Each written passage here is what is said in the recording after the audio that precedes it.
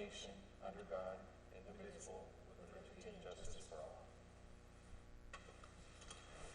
Okay, thank you. Okay, Blanca. Yeah, item 2. We have to establish a quorum. Do we already do that? No. We got to establish a quorum. Yes, ma'am. Mm-hmm. Hearing Govan, President. Present. Roland Gomez, Vice President. Present. Veronica Gonzalez, Secretary. Present. Aaron Ronnie Rivera, Treasurer. Present. Daniel Dan Diaz, Council Member. Present. Sabrina Walker Hernandez, Director. Raul Resendez, Director. And we have quorum. Perfect. Item 2, certification of public notice. Blanca, if you don't mind certifying public notice. The notice was posted in accordance with the Texas Open Meetings Act on June 24th at 10:50 a.m. Excellent. Item 3, disclosure of conflict of interest. Omar, you explain it? Sure. Under state law, conflict of interest exists if board members or certain persons within that board member's family have a qualifying financial interest in an agenda item. If there is a conflict of interest, you can't participate on the agenda item or vote on it. Are there any conflicts to disclose? No. None known at this time. All right. Thank you. Thank you. Okay, item 4, public comments. Is there anybody in the audience or on Zoom that would like to speak on any topic? No public comments at No? this time. Okay.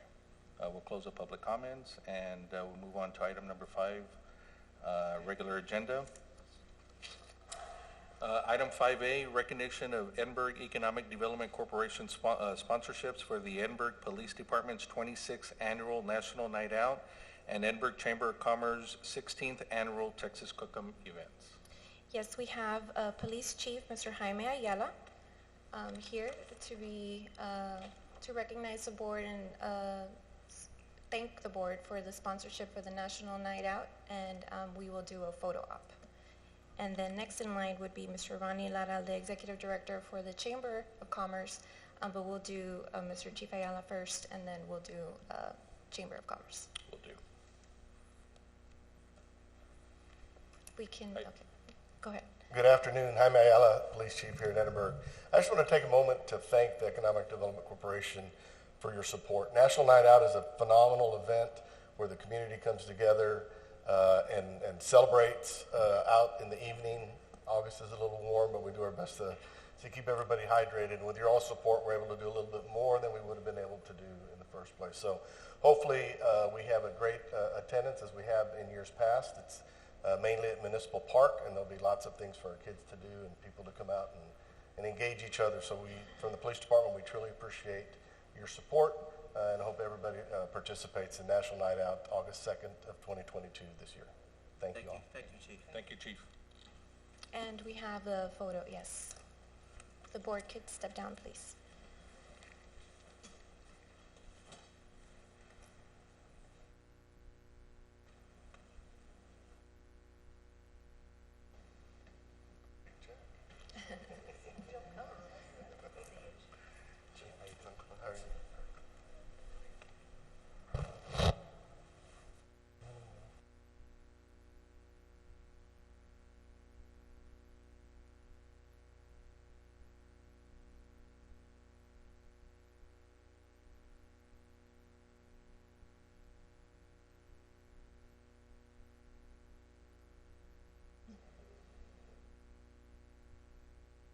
Thank you, Chief.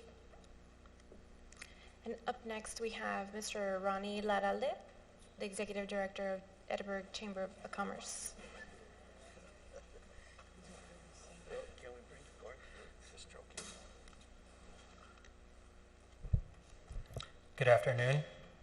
I wanted to thank the EDC board for their continued support for this event. This is a huge community event. Texas Cookum High Stakes in Edinburgh. Obviously, this is a very special weekend for our entire country, and we want to thank you and, of course, the City of Edinburgh for its continued support for this event. It's a grand event where families can come out and enjoy a great free event and enjoy the day with their family and make memories. So it's a huge cook-off. It draws a lot of people to the city of Edinburgh. So the cooks right now, we have about 80 cooking teams that will be participating for the $25,000 purse, one of the biggest in the States. So it's a great event. It puts Edinburgh on the map. It draws tourism to the city. And so we're excited. And I'm kind of just going to go a rundown of the day's events just to get the word out since it's happening this Saturday, July the 2nd. We do have, of course, the cook-off. We have the Red Knot Chili Peppers performing. That's Red Knot Chili Peppers at 7:45. And we've had a lot of calls for that. And then we have Los Palominos coming on board at 9:30. And of course, there's a lot of free entertainment for the kids, a lot of food vendors, arts and craft vendors, and of course the big firework display at 9:15. This event does, like I said, bring people together, but it also, a few years back, we started contributing to local veterans, so UTRG veterans.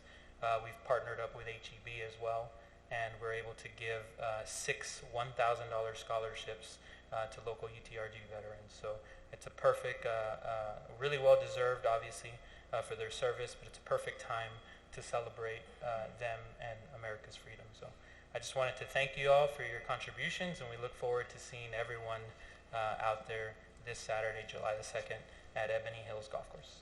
Thank you, Ronnie. Thank you for everything you guys do. Yeah. Great job. I just wanted to comment, first of all, on behalf of UTRGV, thank you for the scholarships that HEB and the Chamber partner on to give to our students, our veteran students that are very deserving. And it's a great cause and a great time to do it during the July 4th weekend. But I also want to, because I'm on the Chamber board, and I can tell you, I know how hard Ronnie and Christina and Nayeli and Imelda, they're a small team there at the Chamber, and how hard they work to put this event on.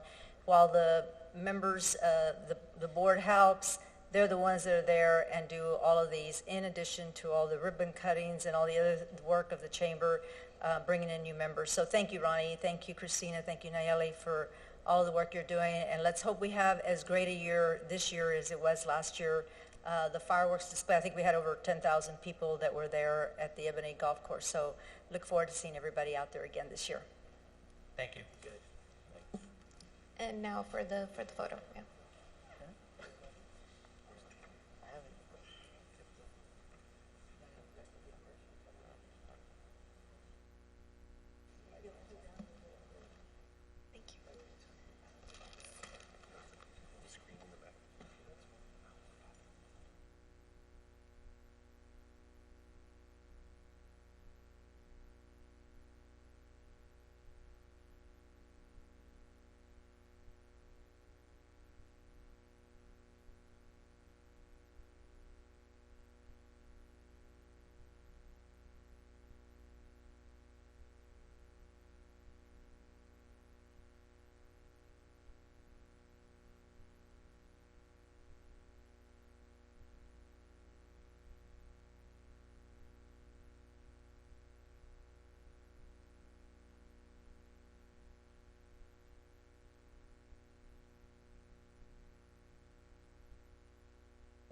Thank you, Ronnie.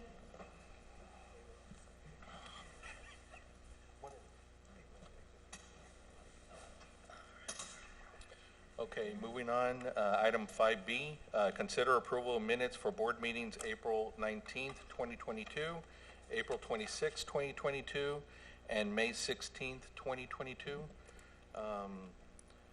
Council, have you all had a chance to review the minutes? Yeah. Okay. So moved. All in favor signify by raising your right hand. All opposed, same sign. Motion passes.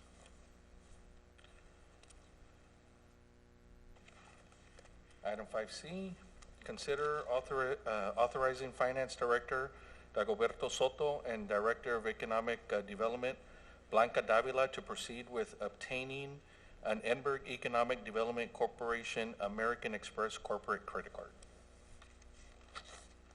Yes, thank you. So this item, we're getting ready to submit an online application for the Amex card. Originally, we had an Amex card, but we did not have the physical card with us, so we had to cancel as we were getting late charges and charges that we did not recognize. So we went ahead and canceled that. Now that the board is traveling more, going to conferences or trainings, we do need the credit card to charge that to the EDC expenses, so we're just formalizing that process through this action item.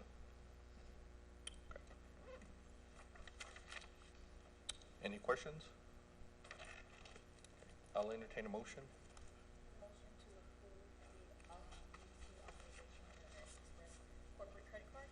Second. We have a motion and a second. All in favor, raise your right hand. All opposed, same sign. Motion passes. Item 5D, discussion and possible action on sponsorship for Team Mario's second annual Fiesta Loteria fundraiser. Yes, we received a request for sponsorship from Team Marios, from Melinda Moreno. She is the executive director of the organization. She went ahead and included the sponsorship packet along with the one-pager that the board recommended we include. So that is included in your packet. And is Ms. Melinda Moreno in the audience? Yes. You can please come up. Thank you.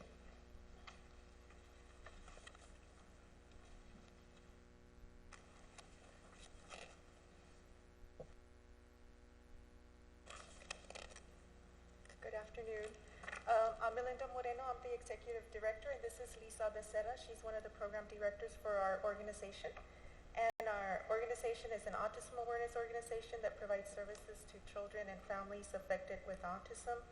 And this year we're hosting a loteria to help us raise funds to cover our summer camps that we're having. We have 5 summer camps planned for this summer, and also to cover our programs, our autism conference, and Lisa can share a little bit more about some of the programs. So we just wrapped up our Fun Fridays camp, and that was at UTRGV. And as I speak right now, we're at day 2 of an I Can Bike camp, where we're teaching individuals with autism and Down syndrome how to ride a bike for the first time. This is the first time that this camp has ever been in the Valley. They're based out of Pennsylvania, and it's been extremely rewarding to be able to, we partnered with Edinburgh CISD for this particular camp, and just to see all the kids today shining, and it was, doing this is so rewarding, and I'm so thankful for that. In addition to that, we have a program called SOAR for teens and young adults, and today 2 of our participants started an internship with HEV, so that's very exciting for us as well to be able to partner with UTRGV and Actis, Workforce Solutions, and other organizations to ensure that they transition into adulthood and be productive members of our community. So thank you so much for your future support. And thank you so much. The City of Edinburgh has always been a sponsor and supporter of Team Mario, so we're so grateful for the EDC and the City of Edinburgh supporting, because together we can make it happen. Thank you so much. Thank you for the work you do. I know you've partnered with UTRGV many years and with Team Mario. You've had some of your events there. And how long has Team Mario been in existence? Since 2014. And you are a 501c3? We are a 501c3. And I know UTRGV helped us when we brought down Dr. Temple Grandin. I know you were a huge part of that, so thank you so much. And we do have a couple of UTRGV professors that are advisory board members for Team Mario. And it was that camp in 2014 that actually kickstarted our organization at UTRGV. The UTPA back then, right? Yeah. Yes, thank you. What was the request? The request was a sponsorship amount requested $2,500.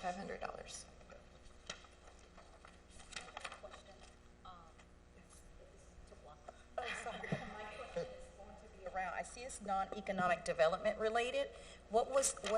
Where are we at as far as percentages in that category? Depending on the type of the 3 categories. So if you remember, we agreed that we want to present the one-pager, and we agreed on the categories, and we agreed on thresholds, but we didn't take action on any type of threshold. So that's up to the board. Yes. Okay. For future, can we bring that back so we can take action on it? Blanca, I know we didn't take action, but what were the thresholds for this kind of donation? The suggested thresholds Yes. were For the non-economic sponsorships was up to $750. Economic development sponsorships was $750 plus. And for scholarships, it was $2,500. For scholarships for students going to ECISD, UTRGV, STC, or anything related, student related. Thank you. Well, unless anybody has a disagreement in just sponsoring the Amigo sponsor, I'd like to make a motion to sponsor that. If we're already at the threshold of 750 with non-economic development sponsorships, so I'd like to make a motion to go ahead and just get him a sponsor now for Amigo sponsor.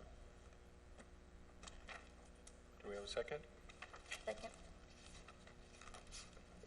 Okay, we have a motion and a second.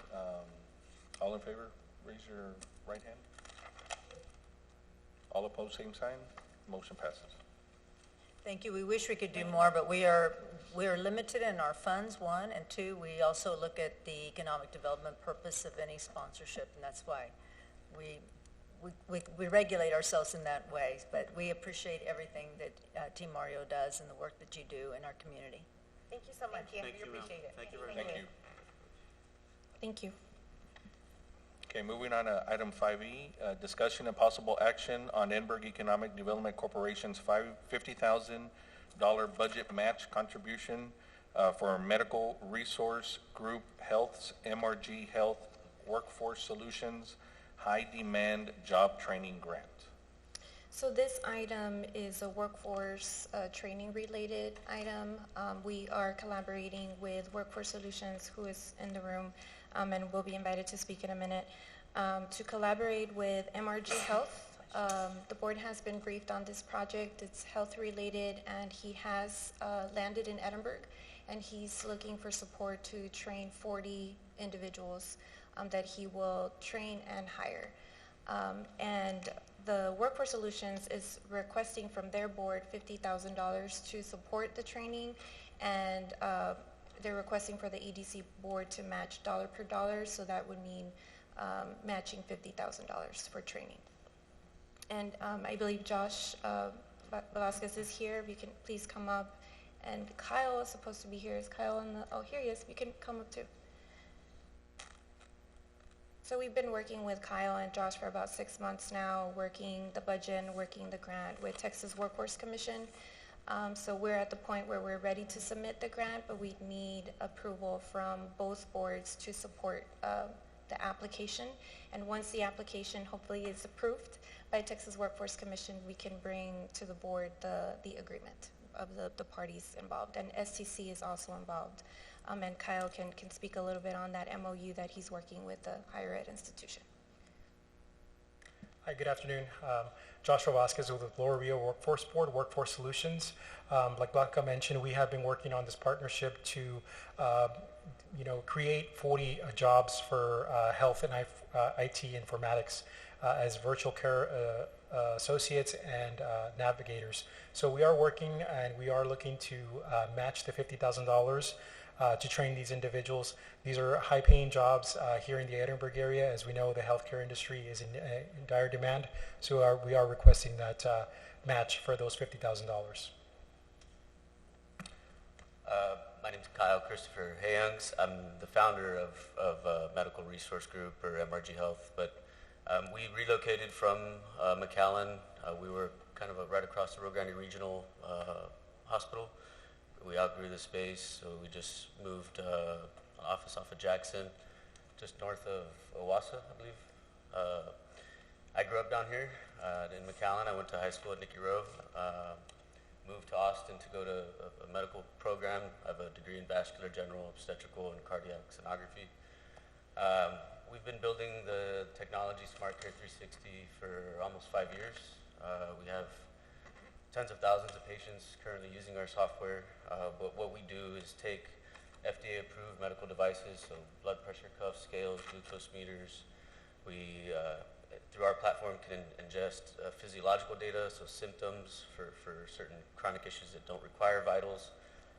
And we really just help healthcare organizations, whether it's a hospital, insurance company, or large employers even, or private practice doctors' offices, just better engage with their patients, improve access to care through these new virtual care models. Over the past 2 or 3 years, there's been a lot of new legislation that has passed and new billable opportunities for healthcare organizations to leverage these technologies.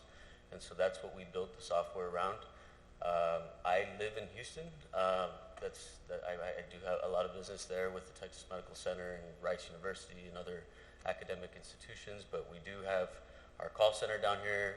In our contracts, we manage all of the staffing and professional services associated with our managed care contracts. And for every patient that we enroll into our system, you have to spend at least 20 minutes, or you cannot bill Medicare, Medicaid, and now even commercial insurances. So we have over 10,000 patients in our backlog waiting to get on our platform. So I need to hire about 20 to 30 people last month to serve these patients, right? And a lot of them are underserved. They might not have a vehicle, and so we can literally make the palm of their hand into a smart clinic. And we can do this in schools. We can do this at their home. They don't need internet. They don't even need a smart device. Our devices have the AT&T FirstNet internet built into it. So even if someone has a flip phone, I can see whether or not they took their blood pressure or not, right? So tons of data around what we're doing. I don't think I'm really here to sell the technology. I think I'm here to sell, what we're doing for the community down here. Like I was saying, in our contracts, we manage the staffing. So by the end of this year, we'll create over 100 jobs down here.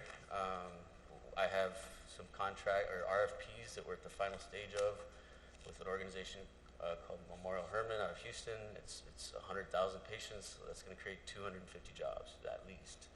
A lot of them will be from down here. Like she mentioned, the partnership with South Texas College. About 3 years ago, I actually lectured a class at UT Austin in the Health Informatics and IT program at the School of McCombs. I just realized real quick that I didn't need $60,000 to $80,000 a year students to monitor and manage the patients. I need your $15, $20 hour medical assistants and LVNs and more allied health programs. So I developed a health informatics and IT training program. We've already gotten multiple grants from Workforce that we've executed on during the midst of COVID. Created over 20 jobs. And so what we're really doing now is just getting ready to really scale the company, come out of stealth mode and announce a lot of these things, what we're doing, and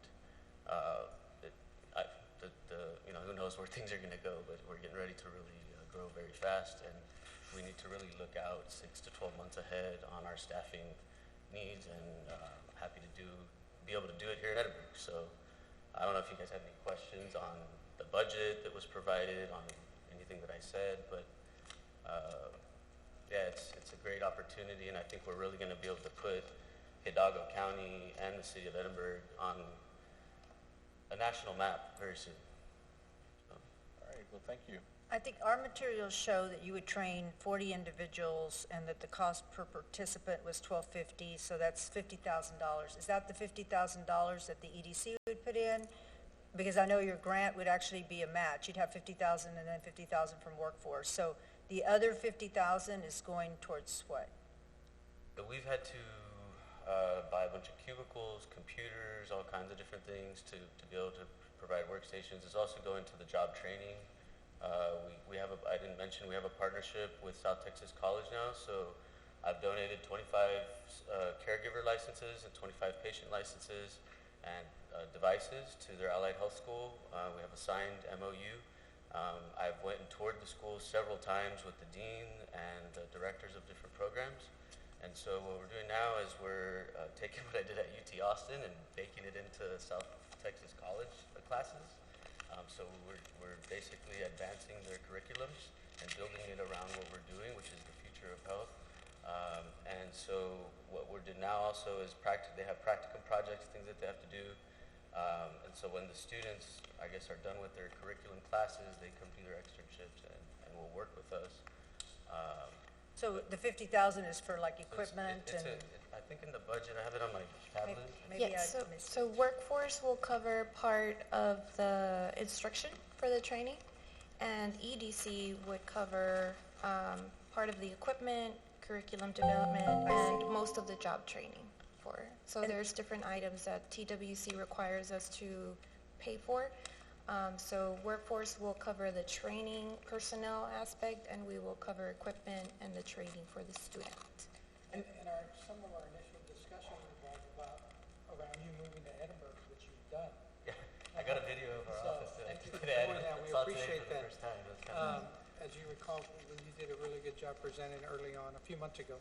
Well, thank you. Yeah, and you know, this is, you know, we're working with also the Rio Grande Valley HIE, the Rio Grande Starr County and Hidalgo County Medical Society. We're really, like, things are really going to start to happen, and there's going to be more and more jobs that we're creating. I think there's a huge opportunity to help the school districts with this. We did a study with Texas Tech called the Twitter Project. It's specifically for mental health and wellness in schools. We make the school nurse into a triage center. So that's something to look at with the superintendent and their staff, and then just your guys' self-funded insurance program. Like, you have employees or their family members, there's what they call an 80-20 rule. 20% of your spending comes, or 80% of the spending comes from 20% of the employees. So we can really look at the payer data and see who's going to the hospital or who's costing the most and put them on these health and wellness programs. Down here in the Valley, we've had this call center for almost 3 years, and it's basically a research facility where we've learned a lot on the patient adoption. And to do it down here, we have the worst statistics when it comes to chronic diseases with technical literacy and just, you know, a lot of different things. So the data that we have, when we're showing this to insurance companies, they're just like falling out of their chairs because we have over a 90% compliance rate. So 90% of the people we call with chronic issues, they opt into the program. 80% compliance, which is unheard of, and less than a 5% monthly churn or drop off. So I also have a partnership with UTRGV, Commercialization and Innovation Department, or school in Wesco. They have a building that they just built. They've donated almost the entire second floor, and I'm bringing in the School of Public Health and Epidemiology students to do studies on all of this stuff, and Rice University is managing those studies, their Center for Health and Bioscience. So.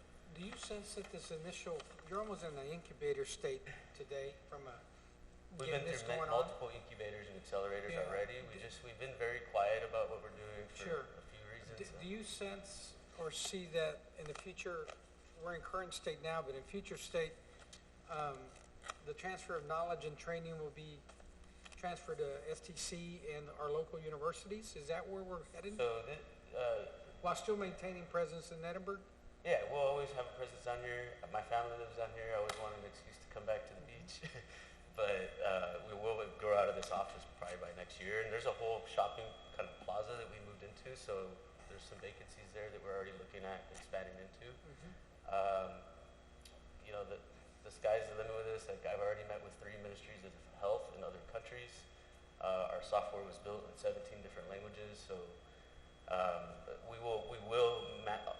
our company, the way it kind of is structured is our product development and senior leadership is out of Houston. Our service and delivery, which is all of the clinical staff, onboarding, insurance verification, billing, all that is going to be out of the Valley. Which Final question, what is the hourly rate that you see students coming out earning? Yep, great question. So we are growing so fast, right? We're like at, I think, 40 employees, we'll have over 100 by January, and that's conservative. So we have to promote from within and build that infrastructure to support the growth. So we start, you know, medical assistants are used to getting paid $12, $13 an hour. We start them at 15. Within 90 days, they're at 20. We want to move them up to become what we call health navigators. There's 4 levels of health navigators. It comes with more responsibilities, more knowledge base. So what we're doing with STC, they have, I didn't even know this, they have associate's degrees and bachelor's degrees now. So we're coming up with executive leadership programs where when the students come out of their associate's degrees, start working with us, by the time they've started to be on our payroll, we make them take the Berkman's assessment, which is a personality assessment. So we can figure out whether they're, you know, people person, if they're more of a data, you know, driven person, if they want to be in a clinical role or a business development role. So we can create that 6 to 12 month executive leadership track and hopefully make them 60,000, 70,000 managing a team of people. So the jobs, the money now from this grant is for training. So how long, or where will these people be placed so that they have long-term jobs as opposed to Be right out of our- grant-funded jobs. Yeah, right out of our new office. I mean, anybody that comes through our training is coming to work for us. And so, but the job will go beyond the grant, Oh, basically, yeah. long after the grant. Every Okay. employee that we've hired from the last 3 rounds of grants, it was called the Skills Development Program. Your skills Yes, development grants. So every employee that we brought through that is still with us. And we keep kind of, bumping their pay up a little bit because they're learning more, and we Sure. get them to manage. We call them team leads, so that because they'll be able to. When you bring on a new person, there's a lot of questions that come up the first 30, 60 days. So we have them as almost a resource to those new people that come in. Guys, a couple questions. How you doing? Good afternoon. So I understand it's a great process. It's a great idea. I remember you guys talking about it before a few months ago, like Raul mentioned. But just to keep, I guess, on the same sheet of music for other training programs we've funded, out of these 40 employees, how many will be out of the city of Edinburgh? All of them. 100%? Yeah, I mean, well, they might live in, because here you cross the street and you're in a different city. So they're within Hidalgo County, most definitely. I don't know if 100% of them will be from Edinburgh. Some of them might be from, like McAllen or maybe far, depending on what part of Jackson they live on, right? So I couldn't really tell you 100% of them. I can tell you that, we look at the resumes, and if we have the resumes from schools that are, students or graduates, I should say, that live in Edinburgh, we definitely want to hire them. Yeah, because I know we have helped other healthcare organizations for training, but we always assured that for us to come from the EDC, Edinburgh EDC, we wanted to make sure that funding went to Edinburgh residents. That's a good point. I mean, it's your guys' money coming from your taxpayers. Correct. So And so if an EDC or someone doesn't partner with you, do you lose the workforce monies? Is that money contingent on a partner? It's required, yes. Okay. And are you going to ask any other EDCs for funding? When I first started going down this path, I went to FAR. I didn't really want to go that far to Westlaco. I went to McAllen, and we had several meetings and a lot of dialogue. And with where our current, growth and just the office space that I found, I was fortunate to find a space in Edinburgh that was pretty centrally located. So we moved and relocated to your city. Great. And the other part of my question, is the funding from workforce contingent on having a city partner? Yes, sir, it is It is. contingent on having a city partner with the EDC.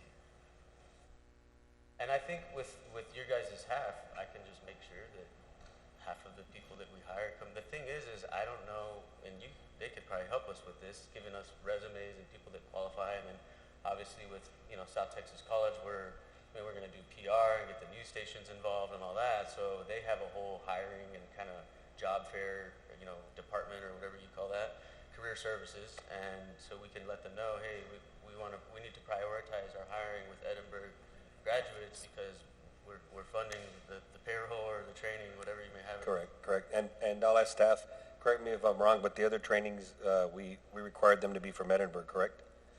Correct. The portion that we had funded previously, we required them to be Edinburgh residents and meet a certain criteria, but that was a different type of training. Am I correct? That is correct. Typically, in these types of grants from previous experience, we do try to promote economic development from the organization that is going to be funding those matching grants. So if that is something that is required, we are able to do that. Like Kyle mentioned, it's at this point uncertain to kind of gauge as far as what percentage would be. But if we want to limit it that way and promote that for city residents, we can do that as well. So yes, as part of the matching grant, the partnership between the EDC, the business, and then also the local college. Kyle has made his training curriculum available to STC to incorporate into what they have already available. So that's part of the partnership, is that continued partnership with the EDC, the local college, and also the business as well. And if I may add, the idea is that they're going to train students and they're going to work in Edinburgh. Correct. So they're going to hire people to work in Edinburgh. But if the board desires, we can include that in the grant. If they want for the students to be Edinburgh residents, we could certainly include that. Any discussion on that from the rest of the board? How do you guys feel of the, I'll add, I think like we've been talking for some time now, sometimes we got to go beyond our borders in terms of what's good for Edinburgh, it's good for the valley. And I think you're always going to have transitional movement of students. And I think that's a good thing. Not only that, but I have a partnership with TSTC also that, and there's two people that are commuting from Harlingen. So like, I'm sure I could give them at some point be like, all right, it's time to move you to Edinburgh. Or also, some of the people live more like almost towards Palmview kind of area. So, they're doing a 20, what is it, probably with traffic, 20-minute commute, right? But one way. So by the time you add up gas and everything, time and all that, I'd rather them come in an hour early and live behind our office. Well, I think as long as they're going to be working in Edinburgh, either they're from Edinburgh, working in Edinburgh, or providing services in Edinburgh, then I think, we've met our off all the requirements boxes, right, to have It's hard too, have a because connection. The main call, I mean, we talk to all the career services departments of all the schools because we need people, right? Without humans, this doesn't work. South Texas College is our kind of premier partnership, and they're in McAllen, right? I don't think they have a campus in Edinburgh, do they? What allied health schools are in Edinburgh? I'm not sure. I don't know off the top of my head, but that's another thing that we can do is, we're not tied down to South Texas College. If there's allied health schools in Edinburgh, which I'll find out on a quick Google search, like we need to go talk to them and let them know that we have this program that applies to their schools as well, and we need students that are graduating with these 5 degrees, right, or whatever it may be. So you're looking for an associate's degree or a technical school degree? Associates in any kind of allied health program or an LVN. Right now I need to hire an RN for a program, so it's gonna, on tomorrow I have a meeting with Centene. I don't know if you know who Centene is. They have 20 million Medicare lives. Like, we just brought on the ex-president CEO of Cleveland Clinic. The medical director and senior vice president of Centene wants to be an advisor of our company. They want to put us through their Center of Transformation Health. So we get that, that's thousands of jobs, Well, you've got like a moving train. It's kind of hard to. RNs wise, you got plenty of RNs coming out of the university, but if you're looking at LVNs, you also have some high schools now that are graduating seniors with already having through CTE and other programs, they already have an They could LVN. start out, there's a lot of medical administrative roles where they could start out at and finish their education and get their RN while they're working. We're super flexible.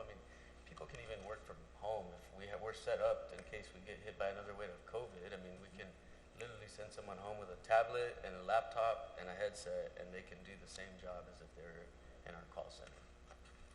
Is there a deadline, Blanca, on this? When is it? Yes, we did speak with Texas Workforce Commission this past week at a conference, and they did urge us to submit the application very soon. The window is closing, so I did inform them that we're going to meet with our board today, and then Workforce Solutions will speak to their board. Do we have an exact date on when it's closing? The July. actual cutoff date was extended. As of right now, we don't have an exact date. We needed to submit by July 15th to be funded for fiscal year 2022. If not, it would need to be pushed to January 2023 to start officially the training and the funding.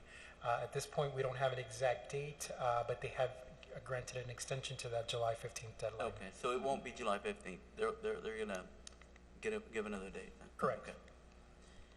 The window, he didn't say a date, but the window is very small, so he urged us to move quickly. How many other companies are going after these dollars? This is actually a statewide initiative. So each board is actually allocated $150,000 each fiscal year to pursue these types of grants. The commitment on the workforce board was to $50,000 to allow for $100,000. So this is actually a competitive grant throughout the state. So once we formulate this proposal and establish the partnership, we can go ahead and submit and see if we get approval for this. I think that would work in the sense that if we could establish the correct language, of the matching funds, and that way we can come back on our next meeting and we'll have that. And at that point, I think I can make a decision at that point. I don't think I'm ready now, but I think we could at that point. As to the language regarding the requirement of the people be from Edinburgh, you know, there be Edinburgh residents, things like that, yeah. We'll put it in there, and if we don't find candidates from Okay. Edinburgh, then we don't get the money from the city. And so I just have a question. I just want to make sure, because I know how grants work.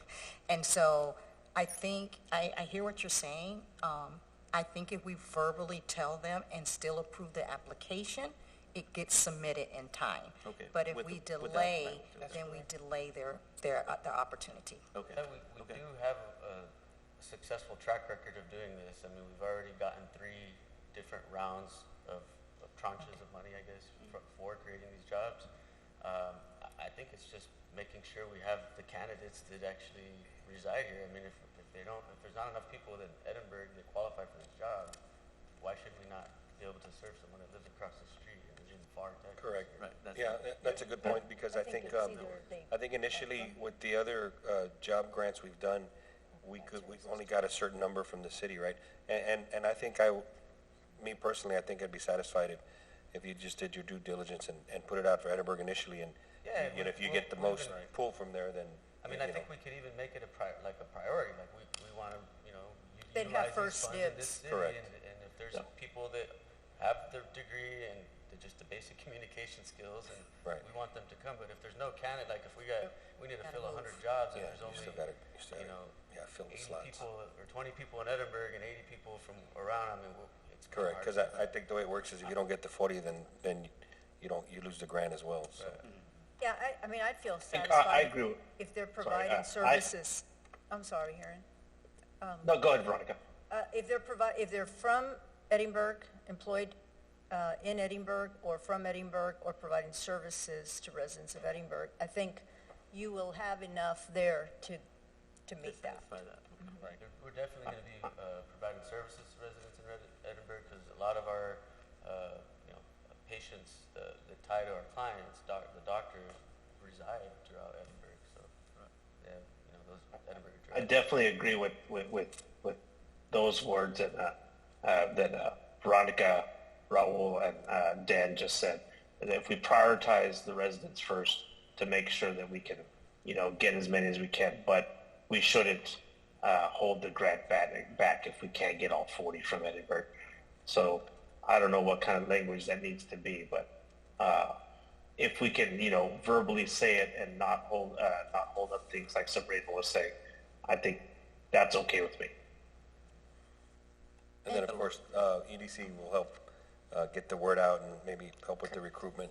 And South Texas College and Workforce has been very supportive with that as well, so we can even let them know that, hey, we need to focus our efforts on Edinburgh residents first and prioritize those individuals who qualify, and secondary would come people that come out of any surrounding areas.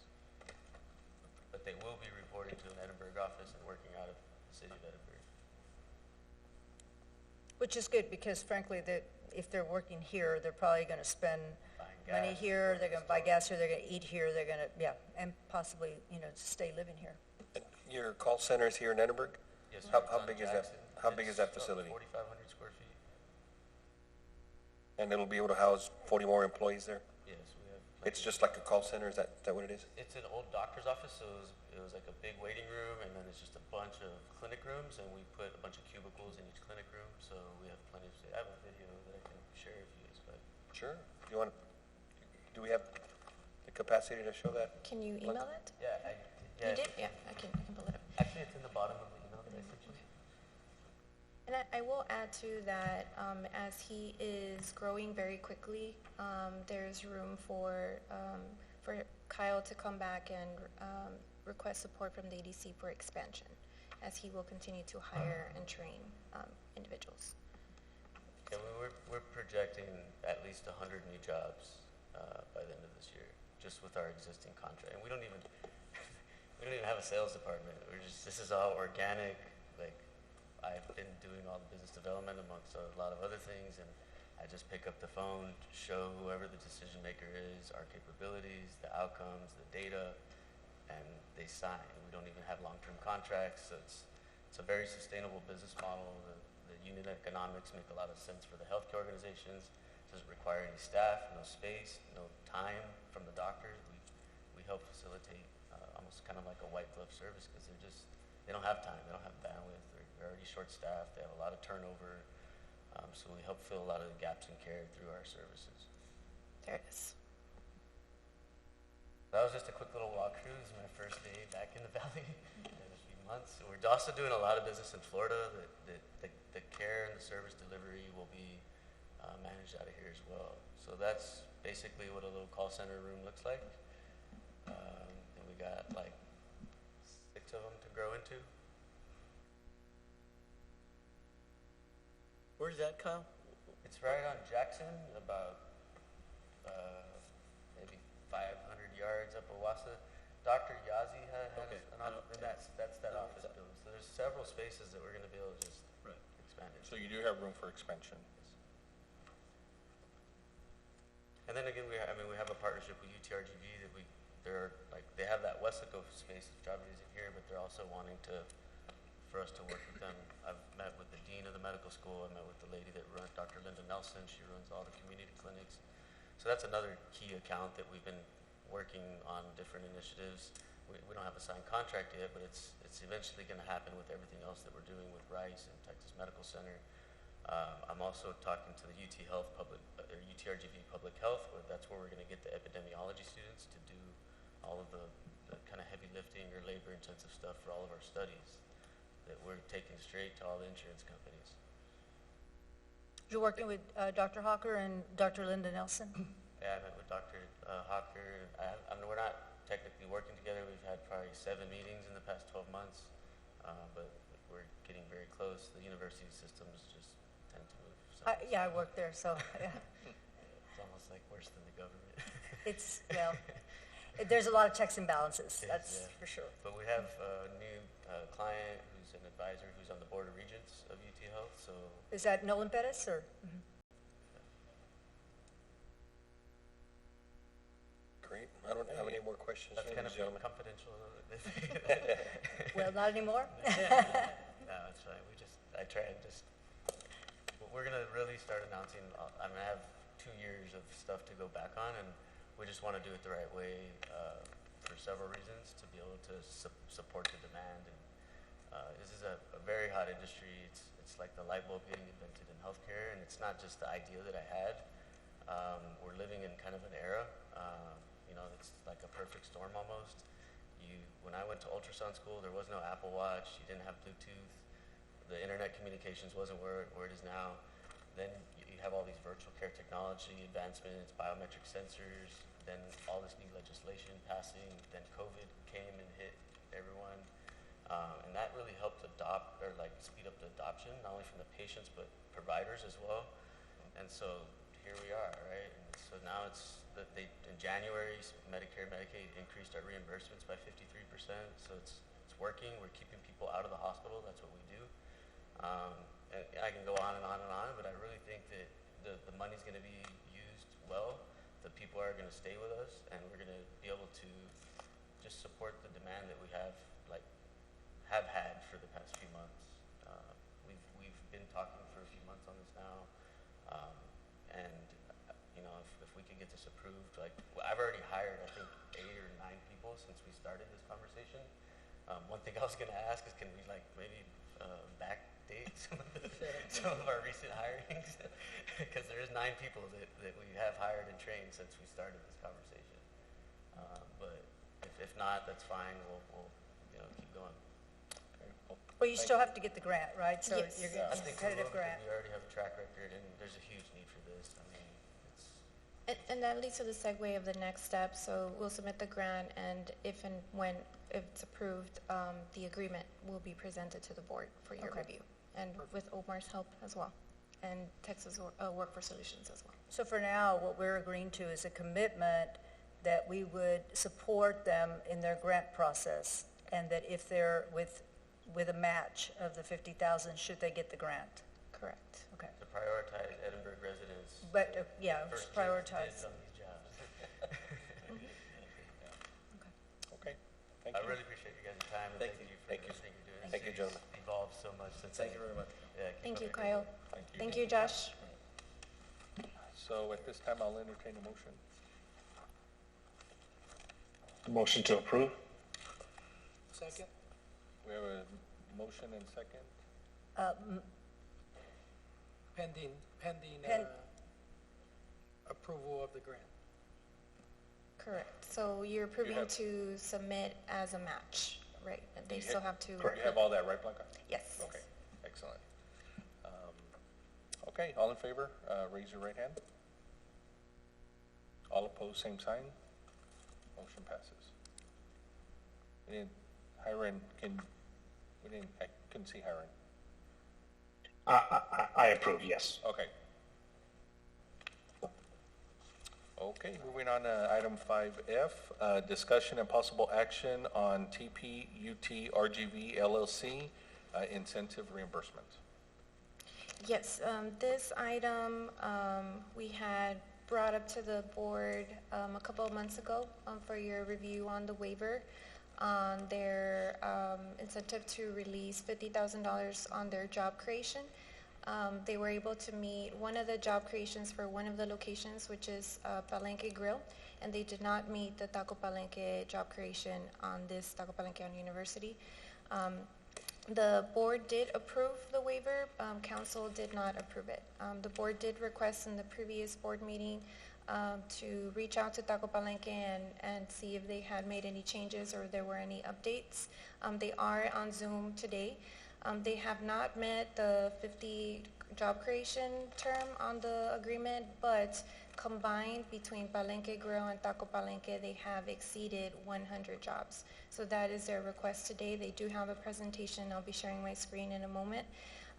And we'll turn it over to Mr. Humberto Alanis. Mr. Humberto, let me share my screen. Buenas tardes a todos. Buenas tardes. Muy buenas tardes. Bueno, pues nuevamente aquí con el gusto de saludarlos y compartirles la presentación. Ya estamos por ahí, ¿verdad, Blanca? Sí, ya listo. Muy amable y gracias por permitirme hacer la exposición en español. Creo que me va a salir mejor. Muchas gracias. Bueno, pues como bien lo comentaba Blanca hace un momento, pues estamos ya en la parte del cierre de un estímulo económico. En este caso, la ciudad de Edimburgo, el Departamento de Desarrollo Económico, pues estuvo de alguna manera invitando a Palenque Group a abrir negocio pues en lo que viene siendo la ciudad de Edimburgo. Y bueno, si me pudieran apoyar con la siguiente, Filmina, Blanca. Bueno, como antecedente, pues es el estímulo económico ofrecido por la ciudad de Edimburgo a inversionistas. En este caso, nosotros participamos con 2 unidades de negocio.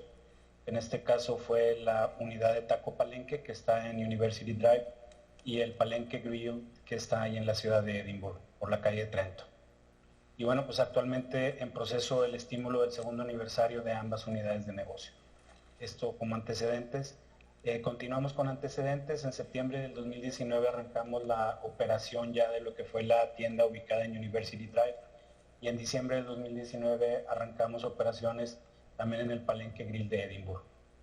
Sin embargo, a pocos meses de haber arrancado ambas unidades, se presenta el efecto de la pandemia, y bueno, pues ahí en marzo del 2020, si se fijan, de septiembre del 2019 a marzo del 2020, pues estamos hablando de 5 meses, y a 3 meses de que habíamos arrancado en el Palenque Grill, pues ya saben, se cerraron comedores, en el caso de nosotros se cerró el tercer turno, y bueno, ese tercer turno del Taco Palenque sigue cerrado. Y aquí está la evolución de la plantilla. Si se fijan en la parte de abajo, ya podemos ver cuáles son los promedios que hemos logrado a través de este tiempo. Y ubicamos que el promedio en UTRGV es de 42 asociados, y en el caso de Palenque Grill son 75 asociados, es decir que hemos en promedio estando generando mes a mes alrededor de 111 empleos, con lo cual cumplimos en cierta medida con el compromiso de generar 50 empleos en cada una de las unidades. Como referencia, bueno, insisto en UTRGV, en lo que viene siendo el Taco Palenque. Esto se debe a que por efecto de la pandemia nos vimos en la necesidad de cerrar el tercer turno, y es un tercer turno que aún no, operativamente no se justifica que esté operando. Continuamos con la siguiente. Aquí nos pidieron que si pudiéramos presentar algo acerca de los impuestos que están generando estas dos unidades de negocio, y aquí estoy compartiendo con ustedes la información de los impuestos sobre nómina. Es decir, estos negocios están operando, están trabajando, continúan operando desde el inicio, y hasta ahorita han generado un total, bueno, al cierre del primer Q del 2022, un total de $830,000, $830,885 de impuestos. Esto nada más es lo que se refiere a los impuestos que sobre nómina hemos estado pagando en este tiempo, y a eso habría que agregarle $1,165,000 que se han pagado en lo que se refiere las ventas en impuestos sobre ventas, o sea, lo que se refiere al impuesto sobre ventas. Son datos que por ahí nos habían solicitado que informáramos, y bueno, pues este es el dato. Son cerca de $2 millones de impuestos, tanto en la parte de la nómina como en ventas. Bien, bueno, pues esta es la información que preparamos.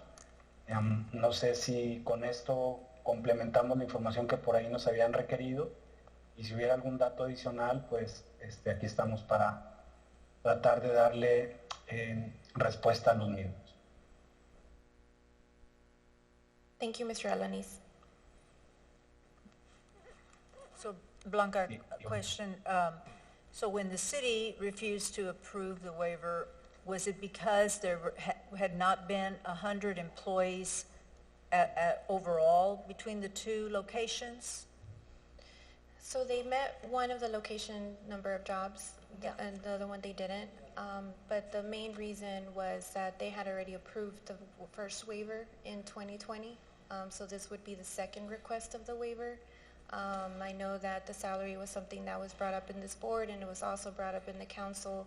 I did remind them that that was not part of the agreement. The agreement was the job creation aspect of it per location, location 1 and location 2, but they decided to not approve. I just looked at, I'll just say it first in English, but I just looked at the Palenque Grill hiring, what they pay in terms of hires, and it hasn't changed since our last discussion.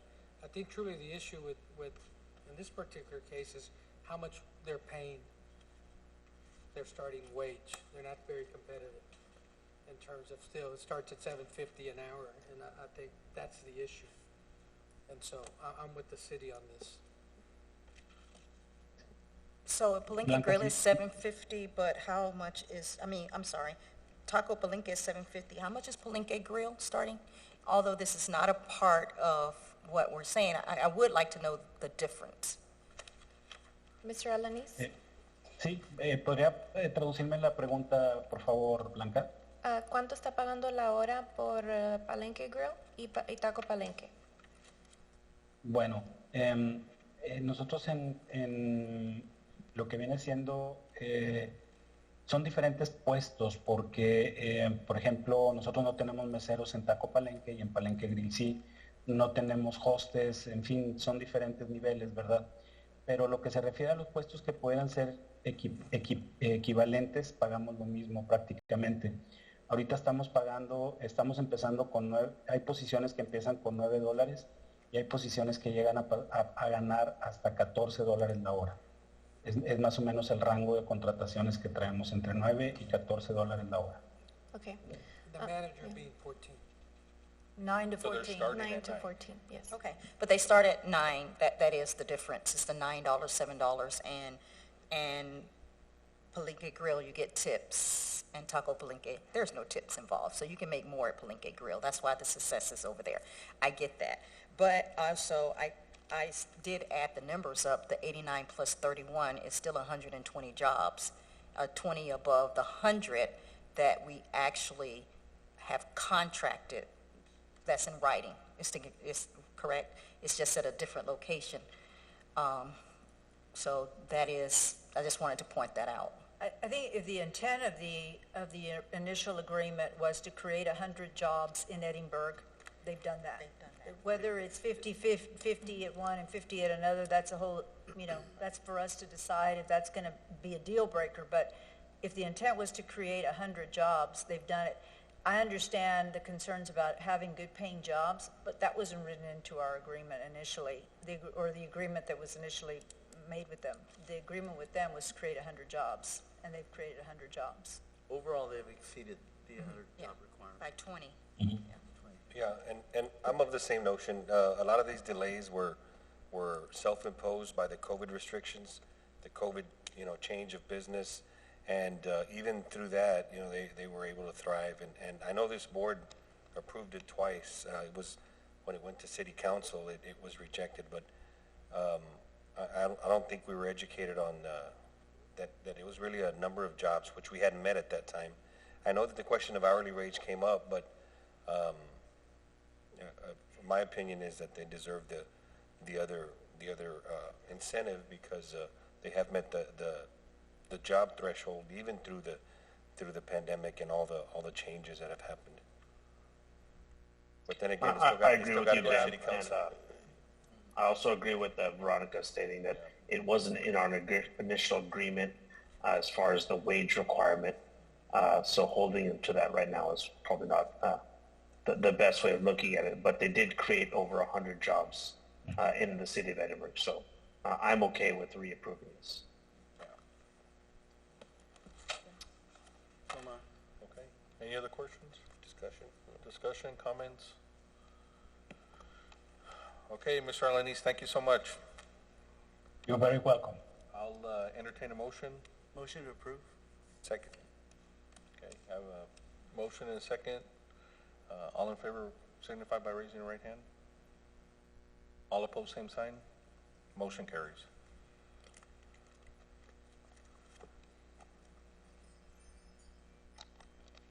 Okay, 5G, discussion and possible action regarding South Texas Welding School's request to exercise its opinion to purchase the property located at 1710 East Industrial Drive, Edinburgh, Texas, 78542, per the terms of the lease agreement. Yes, we have a lease agreement and a development agreement with South Texas Welding School. Mr. Juan Saavedra is in the audience, but I will provide a background. We have been working with Mr. Saavedra since we started here. I know that it's included in the agreement an option to purchase the building, so he has included a letter where he is requesting to exercise a right to purchase. In the agreement, it included that he could purchase the building at $350,000, and every rent payment that he paid throughout the year and a half that he's been paying rent will be discounted. So in essence, he'd be paying into the $350,000. As of now, he is at $290,000 to pay for the building. And he has a development agreement, as mentioned. He does have several things that he has to meet. He has to train 5 Edinburgh students and residents combined, so 5. He does have to pay property taxes, insurance to keep up with the building and all the maintenance. So he has met most of these items. So he is pending to pay property taxes from the first year from 2020 and part of 2021. He is currently paying the current taxes. The invoice has been sent to him, so he is aware that he owes those items to the EDC and is willing to pay the amount with the purchase of the property. So I'll invite Mr. Saavedra to come to the board so he can explain a little bit more. We've been keeping track of all the items that are included in the development agreement and the lease agreement, and that's included in your packet. So the items in red is what is owed, as he is aware of that already. Mr. Saavedra? Great. Hello. Well, I'm Juan Saavedra. Nice to meet you. Yeah, I don't know any questions. We're just ready to purchase.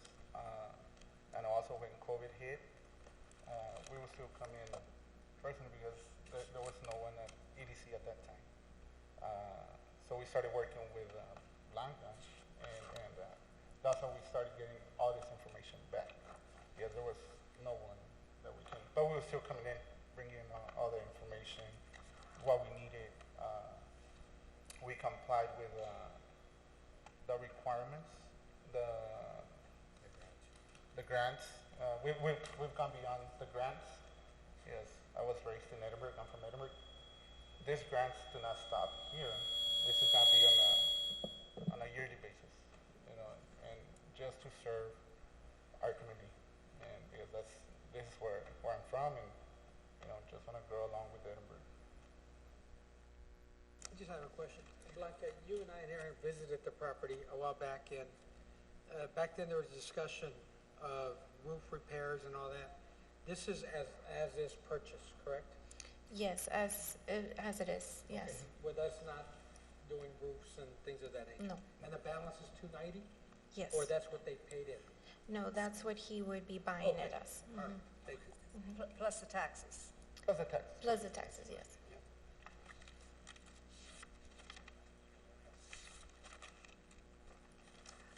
I looked at the information, I just have one question, I couldn't find it. Why is the scholarship portion, why is it still pending, the documentation pending? So he was gathering all the logins informations, but he has provided that already. Okay, So and he's so met the that. scholarships were awarded, or am I Yes, missing? he's trained and certified students and Edinburgh residents. Mr. Saavedra, can you elaborate a little bit on that? Well, on the scholarships, Yes. they have to be high school students, graduates. I did high school students, and I also did for the public, you know. And this grants, like I said, it's not only for the purchase and stuff. It's something I want to create for all the time that we're here in Edinburgh. Like I said, we're not going nowhere. My kids are, you know, they go to Edinburgh schools. I grew up here since I was 5 years old. So I've been from Edinburgh all my life, and that's where I want to stay. And that was one of my dreams, to serve the community. And we're doing it, and want to continue doing it as, you know, every year goes by. And so the kids that you provided the scholarships to, or the residents that you provided the scholarships to, are they working in the welding industry currently? Yes, we do have one. Yes, I also get jobs. Right now we have one of them working for me. We're building some staircases for, you know, and he's there welding, he's getting paid. And we just recently got a project from SpaceX. Yes, we work with them very closely. So we just got the PO today, so it's a big project coming in. Another project that's coming in is from Manfills. So we're gonna be doing a lot of pipe welding in the shop. So this is where my students are able to work.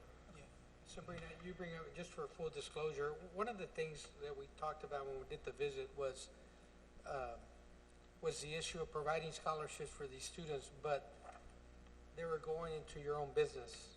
So he actually hires them himself, so it's, you know. Well, but it's a good thing, because at least they're Yeah, good. it's good, but it's the Have a benefit of only one full-paid job. company, not necessarily welders for the entire valley. Or, you know what I'm saying, go into. Well, they go, and I know you had asked me, why was it, you know, for us? Well, because the quality of work that we provide, that's where we bring, you know, students that, you know, exceed. And because if I turn in a project and it's not good, and I'm not saying that the students are not doing good, it's just that some students are more into structural welding, some other students are into stainless welding, some students are they just want pipe welding. And for me, it's not only pipe. I do in general any type of welding. So everybody gets the option, gets the opportunity to work with me. I gotta offer them the job. I do place them also. West Texas, we place them in Houston. Right now, we actually have a student that moved down from San Antonio, so he's living in Edinburgh now. We work very close with veterans as well. And this gentleman that just moved down, is a veteran, and he lives in Edinburgh now. And he did mention, you know, he came because of the school, because his friends are making this amount of money out there. So he was interested in the school, and we had different students from different states. We had from Florida, we had from Louisiana, Chicago. We had right now we have 2 that are from New Jersey. Oh, the guy Carlos from Colorado. So they come here, train, and then they go back to work, because they get 2 weeks off. But the students that you give scholarships to are not required to work with you afterwards because they got a scholarship. They could go and get another job somewhere else at another company doing welding. They choose to stay with you, but they're not It's an required. option. It's not a requirement of the scholarship, right? No, it's an option, but I gotta offer it to them first, as they're my students. Sure. Walking out of my school, so I gotta offer them the job, because that's also a requirement from Texas Workforce Commission. I gotta offer them a job, find them a job. Now that the student doesn't accept it, doesn't mean you're not getting discussion. No, it's no requirement. Okay. How many students do you usually carry? Right now, daily, because we don't do groups. Every week we have new students. So most of the time we have from 15 to 20 students. We have 2 shifts, morning and afternoon. And what is it on a yearly basis? Because everything's stated on the Texas Workforce Commission page, and it shows the percentage. And the Yearly, students. about maybe anywhere, I'm going to say between 80, 85 students. We're still working with financial aid, so we don't have the volume as other schools do that have financial aid. That's something that's in progress. So our volume is not as big as other schools.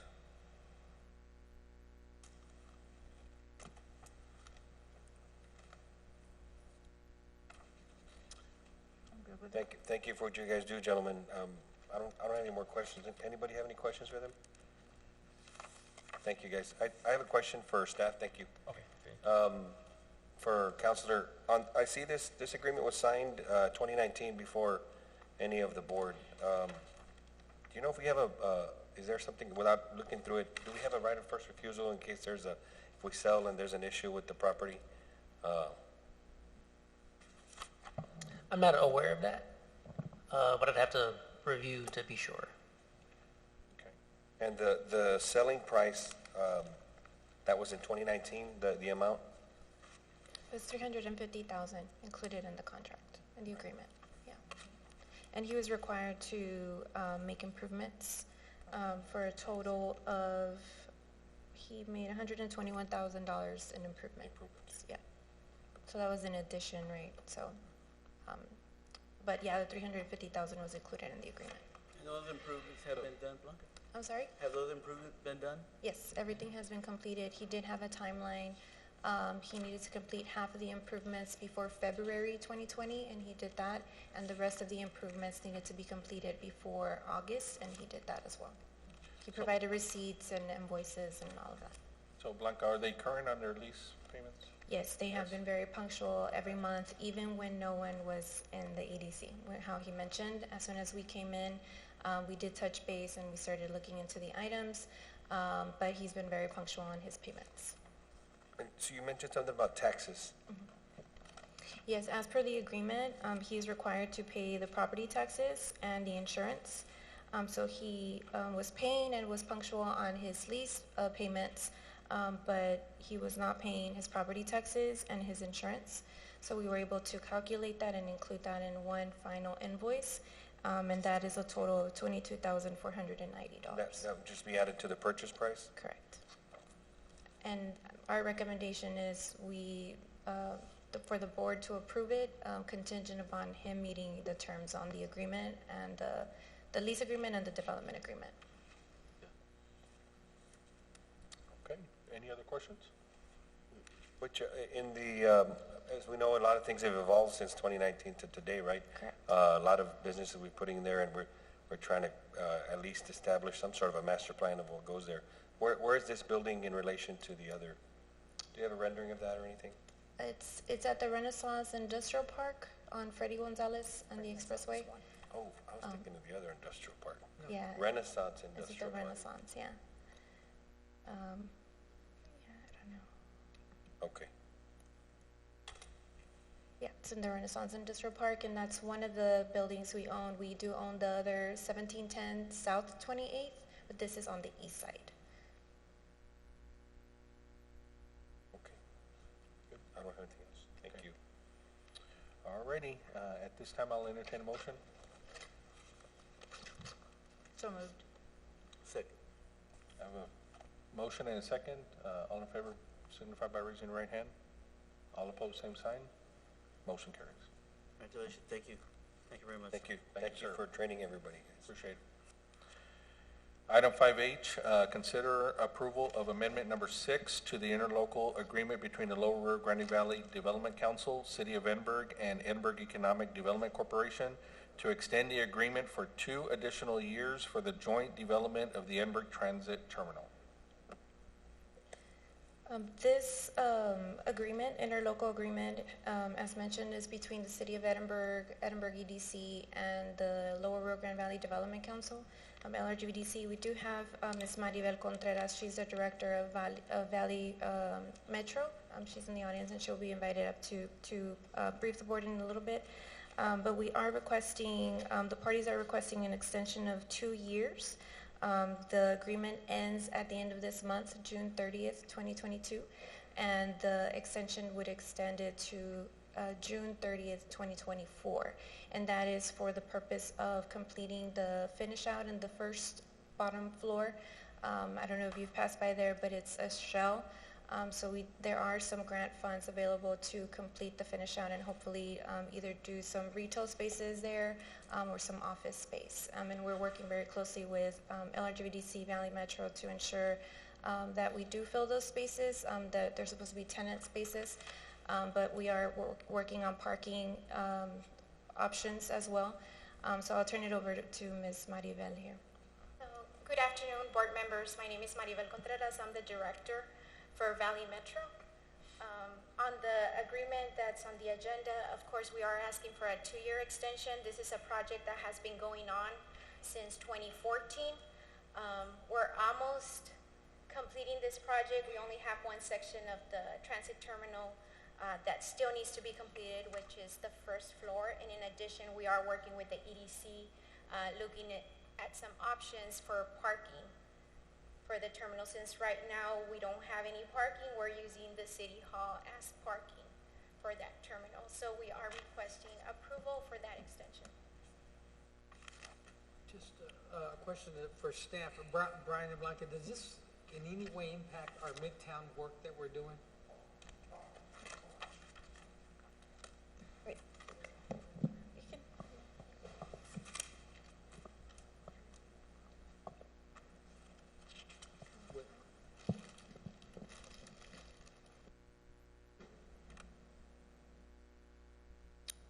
Good afternoon, Board. Yes, it could. There is, I think, what most, at least people on the city side would describe as a dire need for parking over here. And so, yeah, we are thinking about ways that we can make sure we're developing the EDC-owned properties on the south in tandem with the properties on the north to make sure there's kind of a seamless feel to this area. But yes, it could. So we should probably have a discussion on that and bring the board up in the executive session? Yes, I do have an update on the south side properties, and we are working with our real estate consultant on figuring out what we might want to do with the space in the first floor. There have been some renderings done for different concepts, and we're getting pretty close to actually marketing the space. Parking is the one thing we have to sort of figure out before we can do that. But yeah, I can give you some more information about that later.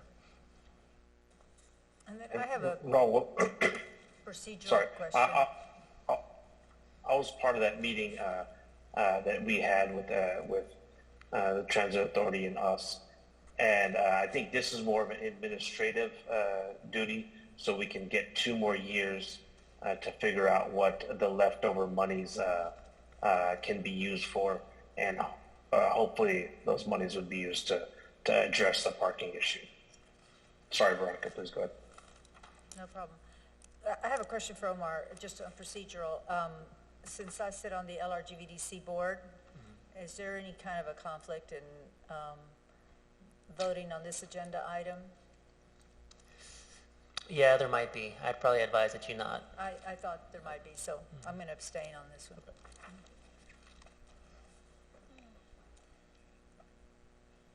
So I have a question. So there's the grant will be for $2 million and change, correct? But the appraisal is only 675 of the land alone, or what is that? I see different numbers there. Yeah, so as part of the agreement, the EDC, I guess you could say, included the land as match for the grant, but they had to appraise the property before, and it came out at market rate at that time, $675,000. So that's what was included in the grant. I guess that's what it is, right? 675,000, yeah. So we did acquire 2.7 million for this project, and the EDC with the City of Edinburgh did provide the land as match. Usually for our Federal Transit Administration funding that we get for any capital projects, we do need to provide 20% match in order for us to use those funds. So the EDC owns the land, but the building is owned by? Correct. That item, that will be included in the next item, and we can provide an update on that. On some clarification on the land and the building. And the extension is in order to be able to apply for this money to keep the agreement alive, or what? The extension is for us to complete the project for the transit terminal. It hasn't been completed. We do have 5.3 million for that project. There's still a balance of over $1 million that still needs to be used. In addition, we've already set aside 1.5 million that we still need to discuss with the City of Edinburgh to include to the project to finish out the transit terminal, and in addition, if we can use those additional funds that are left over for the park and ride or parking. That's the way to think about it. So in order to keep this alive and utilize that 1.5 for finish out and parking, we need to extend it.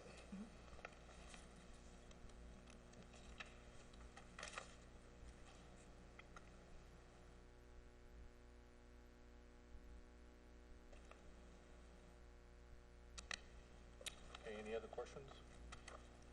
Staff recommendation? Recommends approval. Yeah, I think, just to chime in real quick, I think approval is a no-brainer. I mean, it's something that needs to happen in order to continue the project. This has been delayed for a very long time, some of it out of the control, right, of the EDC or the city. So to finally fully realize the vision of that building and what can be in it, this agreement has to be extended so that we can continue to work on it. Okay. Okay, thank you. Any other questions? Anybody? Okay. I'll entertain a motion. I motion to approve. Second. I have a motion and a second. All in favor, raise your right hand. All opposed, same sign. Motion carries with one abstention. Thank you, Maribel. Thank you. Item 5I, discussion and possible action on conveyance of the Edinburgh Transit Terminal land to the Lower Rio Grande Valley Development Council as per the agreement. Sure, I can jump in on this. So just a brief bit of history. So that property was owned by the EDC prior to the construction and development of this transit terminal. The EDC's agreement to convey the land was part of the early agreements as to why that transit terminal was going to be built there in the first place.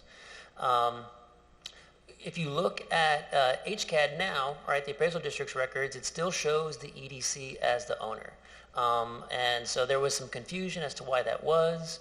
The initial thinking was maybe that was always intended because at some point in the future, perhaps the building would revert to the city or to the EDC or something like that. But we can finally put all that to rest because the LRGVDC provided an agreement that was entered into, I believe it was in 2015, where the EDC promised to convey the property. It just wasn't followed through with. So at this time, the EDC should convey the property. We're legally bound to do it as according to that 2015 agreement, but we wanted to update the board because, again, everybody was a little bit confused as to what the status of all this was and why the property was still in the name of the EDC. For the board's benefit, at least of knowing what happens with that building moving forward, the agreement that that you all just approved to extend By entering into that agreement to convey the property and to allow for the transit terminal to be there, part of that agreement was that LRGVDC would work with the EDC to basically lease out the building. And so the EDC has a lot of say in what happens on that first floor. So I know there's some ideas about different types of businesses or different types of opportunities that could be used for that first floor. But the EDC really has a lot of say in terms of being able to work with the LRGVDC to put different facilities in that first floor. And does that right, so to speak, go away if we convey the land over? Well, where the EDC is supposed to convey the land over, so that was always part of the agreement. So it gives us the right to choose or have any say in the first floor? That's what it was. So Party for the EDC to convey that to LRGVDC to build the building in the first place, I guess the trade-off to that was that the EDC would have a lot of ability to determine what goes inside the building. And what does that mean with a lot of ability? Yeah, so originally that was supposed to be the EDC offices, right? So there's 2 floors.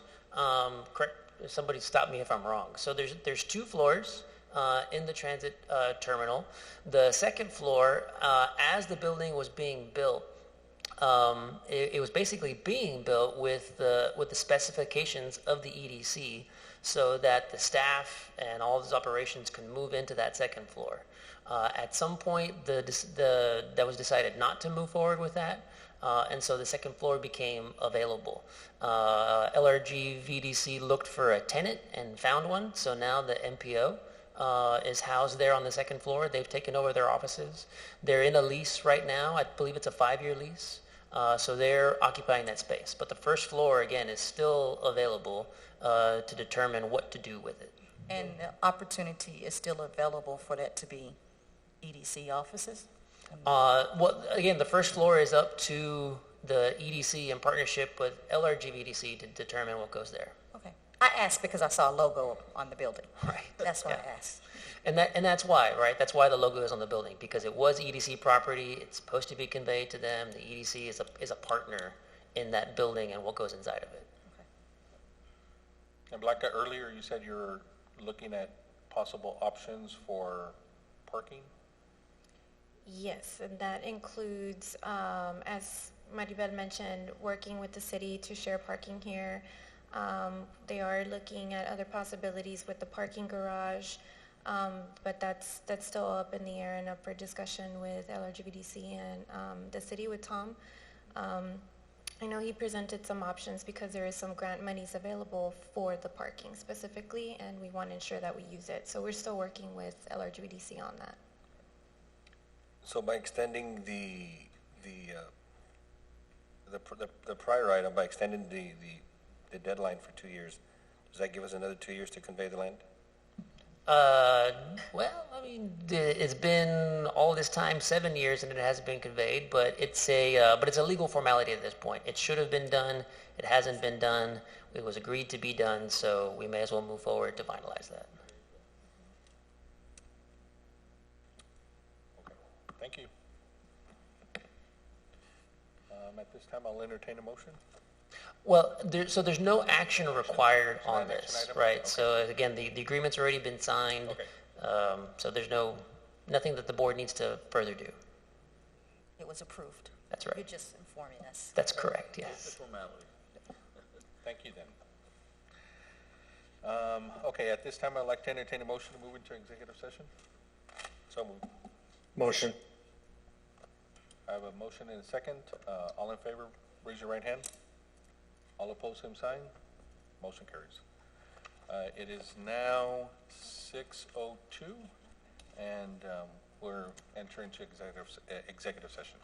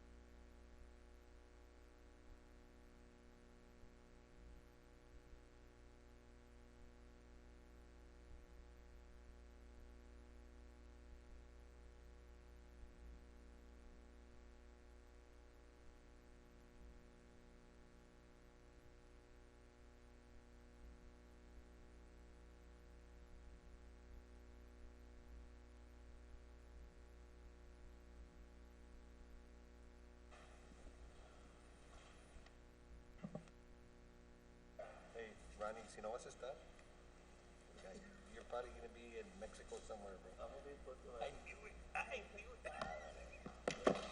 Puerto Vallarta.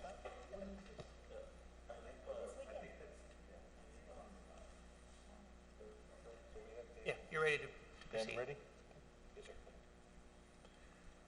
Okay, it's 10:33 PM. I would like to entertain a motion to re-enter into open session. Second. Motion and second. All in favor, raise your right hand. All opposed, same sign. Motion carries. Just for the record, 7:09 PM, President Herring Govin had to leave the meeting. Moving on to item 6A. I need entertain a motion for Project Matrix. Make a motion to take action item as discussed in executive session. I have a motion and a second. All in favor, raise your right hand. All opposed, same sign. Motion passes. Project Next Generation. Can I entertain a motion? I make a motion to take action as discussed in executive session. Second. I have a motion and a second. All in favor, raise your right hand. All opposed, same sign. Motion carries. And Project Liquid. Can I entertain a motion? I make a motion to, thank you. I make a motion to accept as discussed in executive session. Second. I have a first and a second. All in favor, raise your right hand. All opposed, same sign. Motion carries. Item 6B, no action is needed. Item 6C, can I entertain a motion? I make a motion to authorize council to take action as discussed in executive session. Second. I have a first and a second. Raise your right hand. All in favor, raise your right hand. All opposed, same sign. Motion carries. And item 6D, no action is needed. And last but not least, adjournment. So moved. Second. I have a first and a second. Raise your right hand. All opposed, same sign. Motion carries. This meeting is adjourned.